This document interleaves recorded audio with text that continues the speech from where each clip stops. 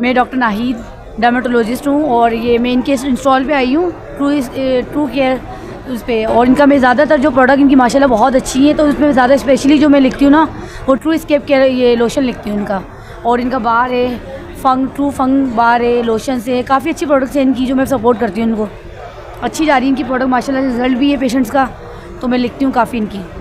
इस हवाले से हेयर के हवाले से क्या फीमेल में तो बहुत ज़्यादा इशू हो रहा है, इंटीरियर स्किन में तो हद से ज़्यादा है। उन्हें दिन 6 दिन मेडिसिन का पता भी नहीं हो सकता है आपके इस पैगाम को इस वीडियो के जरिए जी हेयर फॉल तो क्या पैगाम देंगे कि मेडिसिन के हवाले से थोड़ा इसकी डिटेल से बताएं। अच्छी प्रोडक्ट है इनकी, रिजल्ट भी। और सबसे बड़ी बात है कि ना इनकी प्राइस कम है, जो है ना प्राइस माशाल्लाह से कम है, रेट वगैरह कम है। और इनके ये जो टैबलेट है ना ये प्रोविलेस के नाम से जो टैबलेट भी है, सीरम भी है और शैम्पू भी है, तीनों चीज़ें इनकी ये वाली प्रोडक्ट जो है, ठीक है। मल्टी विटामिन वगैरह ये हेयर के लिए, स्पेशली हेयर फॉल के लिए।